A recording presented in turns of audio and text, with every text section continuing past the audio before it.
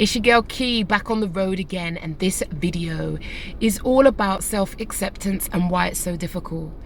And I haven't posted for a few days, and the reason I haven't posted is because I've been feeling like I'm going to be a charlatan, like I'm not going to be keeping it real, and I don't do fake very well, and I felt like I couldn't do a video that was genuine because I've been battling with self-acceptance at the moment, and what I've realized is how important it is to talk through these issues with trusted people in your circle, and how actually the voice in my head is like, oh well, cancel that meeting, don't see that person, which obviously would have fueled isolation, being on my own, being in my own head, where I guess the self-abuse, the self-annihilation would continue to take place. And so that's really what I've wanted to make a video about. But because of my title, I'm kind of like supposed to always be coming across as strong and robust, which in actual fact really contradicts my training as a psychotherapist, which was about exploring our vulnerabilities, experiencing our feelings, and being sad if we feel sad. Like, we were broken down over those 4 to 6 years. And so, you know, I'm trained to embrace my vulnerability, yet on the other hand, I'm supposed to portray this sense of strength and robustness. And I get that, because people who are in vulnerable positions come to me, and you don't really want a psychotherapist who's flip-flopping all over the place. So I get it. However, you know, for me, my relationship with my weight is really linked to my well-being. And if my weight goes up, if it goes up over a certain amount, it does something to me, and it takes me back to a kind of a really difficult place that I don't really live in anymore. But growing up as an obese child, an overweight child, the ridicule, the put downs, the self-hatred is something that had a tremendous impact on my childhood experiences, and also had a tremendous impact on my intimate relationships when I became an adult. And so I've always seen my confidence and my weight as very much interlinked.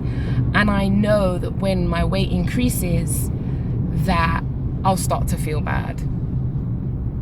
And so I've only got this backwards because I couldn't quite put my finger on what it was until today, really.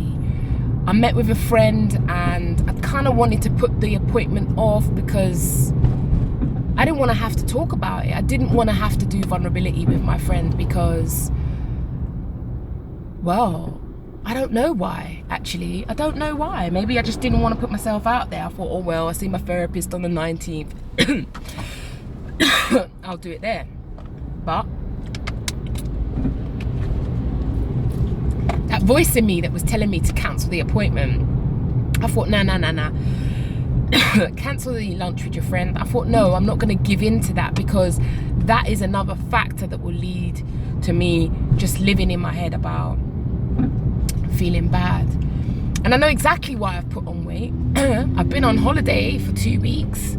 I've been in an all-inclusive resort, which is really not helpful for my waistline, with all the cocktails, the breakfast, lunch, dinner, eating late at night, no gym. It's no wonder I have put on weight. Like, duh, it's gonna happen. And so all-inclusive, man, they're good and they're bad. They are absolutely good and they're bad. And so I kind of like have felt it really difficult to do a video about self-acceptance, because I have been struggling with my own self-acceptance, and that makes me human, because I don't want to be put on pedestals as if I'm some sort of super being. It's not true. But what I've done since I came back from holiday on Monday is made sure I put things in place to get back on track. Back to the gym, because that's what I usually do when I'm home. and back to eating kale, me and kale, and healthy eating. It's back on, and that is helping me. That's making me to feel in control of the situation, that I've got it in hand. And I just want to use this video, use this space to say, I'm a trained professional in this field, and I'm battling, I battle, and I've got a handle on it. But there was a range of things I noticed about me when I wasn't feeling so great about myself that was happening. One was the self-ridicule was just relentless, like that voice, the Cruella de Vil. And that also meant I just keep seeing faults, pictures, all I could see was faults. And it also meant that I wanted to retract away from my friends, and that actually I didn't want to tell anybody how I was feeling, because I also felt shamed by it, because I'm supposed to be robust, and actually that is a lie. And it's that kind of thinking that could isolate me and mean that when I battle, as we all do, I isolate myself. And isolation is a really important factor that fuels depression and sadness and all of those things. And so I'm naming that today. I'm naming that because I'm coming through that. Like, I'm moving off from that. I'm moving away from that. And often I see helping professionals, people in my career, who talk 6 months later about, oh yeah, I was battling last year, and you think, well, you never said that. Does that mean you've been portraying this image of being robust, throughout that whole time? Like, nah, I don't want to be like that, because I kind of think sometimes that can be like, I get it. There's a two-way, like you don't want people to perceive you as being weak, but because you think it will affect your business, you think people won't come to you. And I get that. That's a risk I have to take. But also, I'm using this to talk about my vulnerabilities with regards to my weight, because I think I'm in a really strong place to talk about that, because I have support networks in place. I am a therapist. I'm trained in this field, and I still have bad days. I still have bad periods. And that is something that I'm really fortunate, because when the voices kick in, or I can hear it saying, oh, like, don't cancel that meeting, don't go out for lunch with her, I can challenge that. And it left me thinking, well, how do other people cope when they don't have anybody? There's nobody there for them. Who do they go to? How do they push through the negativity? And I thought, maybe they don't. Maybe that voice, the self-hatred, the self-condemnation becomes deeper and deeper and deeper and becomes more entrenched. And so, if you're someone who is battling with self-acceptance, if you are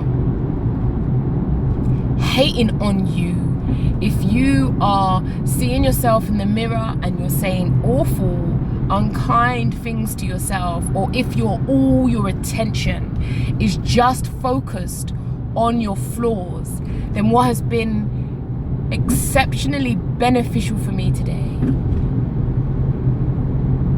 is to connect with other people instead of being isolated about that, to connect and to take actions to deal with it.